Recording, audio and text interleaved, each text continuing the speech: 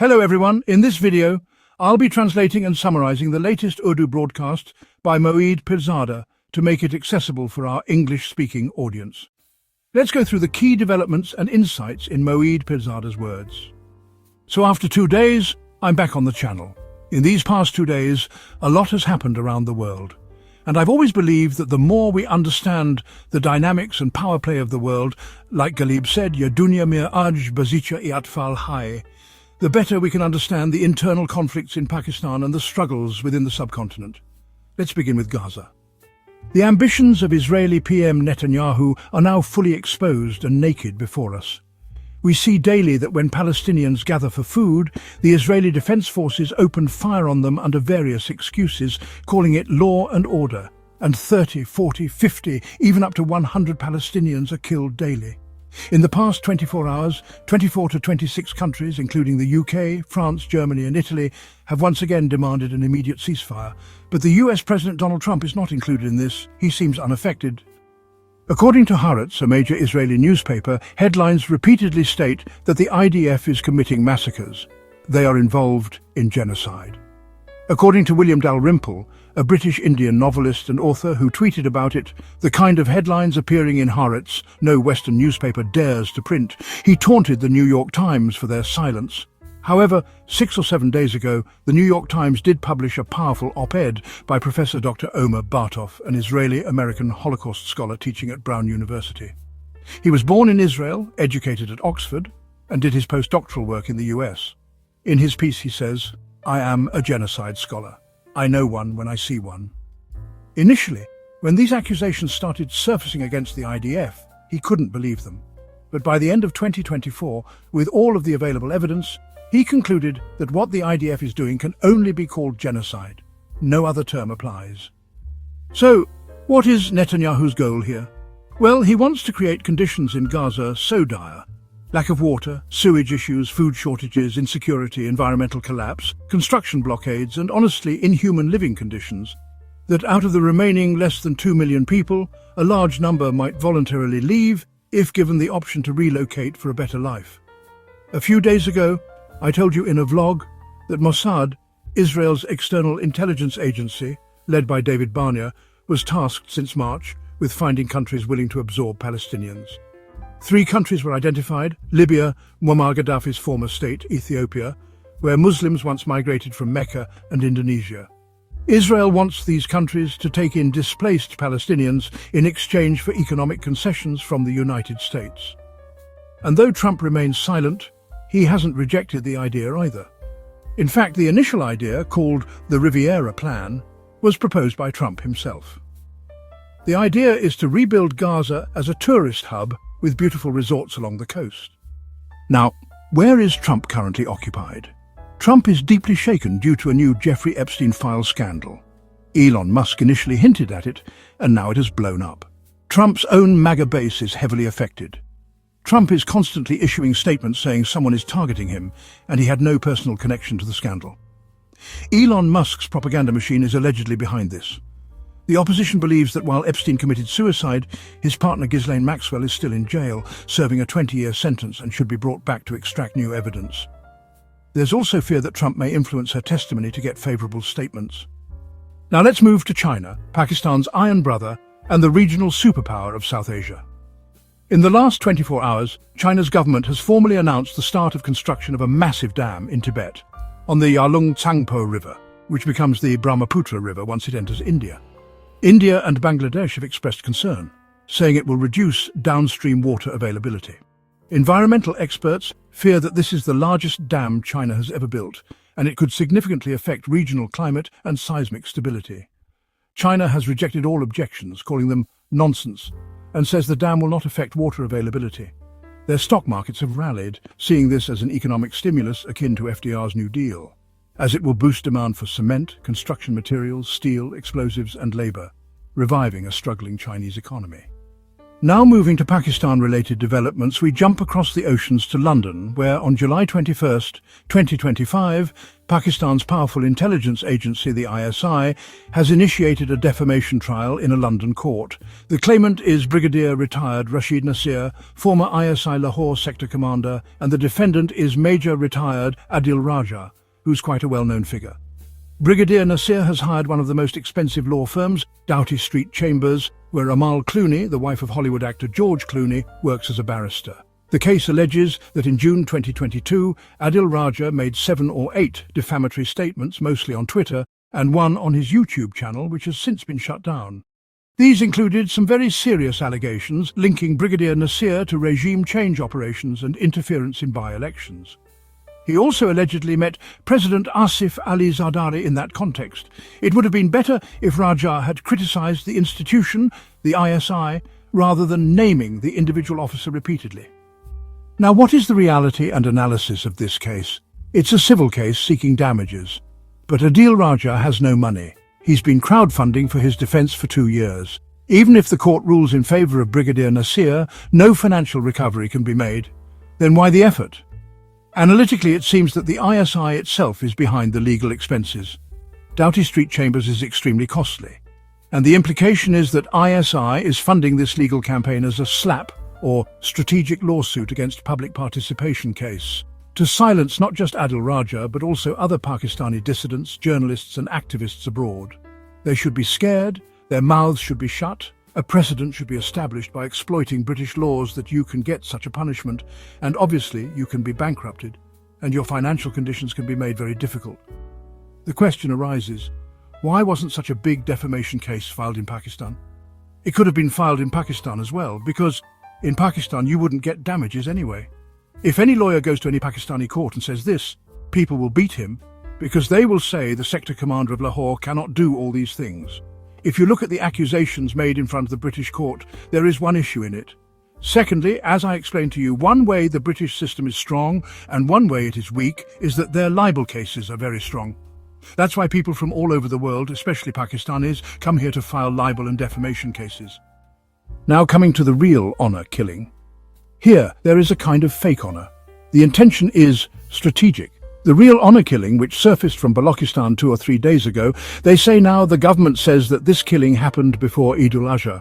A Baloch woman whose name was initially told to be Shital, and age was given as 23 or 24 years, and a young Zark whose age was told to be 27 years, and Sarfraz Bugti Sahib, the chief minister of Balochistan, took a strong stand on this. Whatever praise is given to him, it is less. He has taken a big decisive step. The Sardar, who gave the killing order, the Baloch Sardar, and later Majid and 11 other people have been arrested. They have been brought before the court. After the arrest, Sarfraz Bugti said in his press conference that the woman's name is not Shital but Bano Begum. Bano Begum. The man's name was also different. The woman was married, she had 4 children. The man was also married and had 4 or 5 children. He also said that giving this description does not mean it justifies killing someone, but they gave an explanation of how this happened, and their names and ages are different. Now, I shared this with you 1 day ago when this incident happened. I am sharing these details especially because Sarfraz Bugti said the woman was married. Her age was about 37 years. The man's age was also 40 years, and they had children. Because this is significant. When many of you hear this, you will say, oh, this woman was really bad, immoral, and married with 4 children. And the man too. How did this happen? Because earlier on social media, the news was that Sheetal and Zark had married 1.5 years ago. Then they were deceitfully called that there will be negotiations. You will be re-engaged. Then a decision was made against them, and they were killed this way. So people had a lot of sympathy because of this social media story. Now many will think, oh, this woman was bad, immoral. I did a lot of research on this because I wanted to understand where in the world such crimes are committed often. Understand that if I couldn't work yesterday, it's because I put many hours into this research. Now, I give you a very brief analysis. I checked and repeatedly used artificial intelligence apps, AI-driven apps like ChatGPT, Grok. I also used Google. I wanted to understand how often honor killings happen repeatedly in Pakistan and Afghanistan. I found out that they also happen in Iran, Turkey, in the areas of the Bazi and Turkish tribes and Muslim areas, where there is tribal and patriarchal culture, but it is mostly seen in Muslim tribal cultures. So I wanted to understand what happens in India, which also has a lot of tribal culture. What happens in Africa where tribal cultures exist? What happens in less literate old Christian communities? What happens in Confucian or Buddhist areas? What happens in Burma and other places? My research showed me that, yes, in India there have been a few cases in the last 5 years. I took a 5-year time period. Cases have definitely happened. There too, the Bazi Panchayat has given such judgments. But mostly the number of cases has decreased now. In India, there are very few cases compared to Pakistan. In Pakistan, in the last 5 years, there have been hundreds of cases. In Afghanistan, many cases have happened. In Iran, many cases. In Turkish areas also. In Azerbaijan too. But in India, there are very few cases. Whatever cases happen in India are documented. Things are not hidden there. Mostly, family violence occurs over caste and religion in marriages called love jihad. Besides that, class violence happens when a woman from a higher caste marries a poor or Dalit man from a lower caste. Families take action against them. Overall, very few total incidents happen in India compared to Pakistan. The same is the situation worldwide. Very few in Africa, very few in Buddhist areas, less confusion. Then I read more political science literature about this to understand the meaning. Basically, these honor-bound or honor-court societies are the most primitive societies in the world. All the most primitive societies, which are far behind in historical progress, are Muslim tribal societies. Tribal patriarchal problems exist. But honestly, all these are Muslim societies, and Muslim societies are far behind in historical progress. Another thing I learned from research is that where these kinds of patriarchal, honor-bound societies are very strong, material progress is also not happening. By material progress, I mean societies that cannot produce or grow food, cannot manage agriculture. When floods come, thousands and millions die. When earthquakes come, they cannot manage. They have no respect for humans. These are basically primitive societies. This should be a big concern for all of us, including me. We should think about where patriarchal society exists and also backwardness is found. The kind of backwardness in Muslim societies is not found anywhere else in the world. Is it related to Muslim scholars? Because Islam, which I have told you many times, dozens of times, was a civilization that took the world towards modernity in the 7th, 8th, 9th, 10th, 11th centuries. So why today are Muslim societies far behind the world, and the world looks down on them with disdain and contempt? Their condition is so bad, and this does not seem like a Western conspiracy. What is the way forward? The way forward is not just the lecture I'm giving you. The way forward is socio-economic development. The more socio-economic development happens, the better the conditions will be. Now coming to Pakistan Tehreek-e-Insaf, whose news you often await. PTI made a deal in Khyber Pakhtunkhwa on Monday in the last 24 hours regarding Senate seats. Earlier, Governor Faisal Karim Kundi said they were making a deal, but due to Imran Khan's instructions, the deal wasn't happening and Imran Khan was interfering. He said this on Sunday. But the deal happened. And as a result, the ruling party in KP with 92 seats got 6 seats in the Senate. The combined opposition got 5 seats, including Maulana Fazlur Rahman's party, PMLN and PPP. The people more interested in the Senate seats, Murad Saeed got 1 seat, Saeed Faisal Javed got 1, Azam Swati got a technocrat seat, and Nurul Haq Qadri got a seat.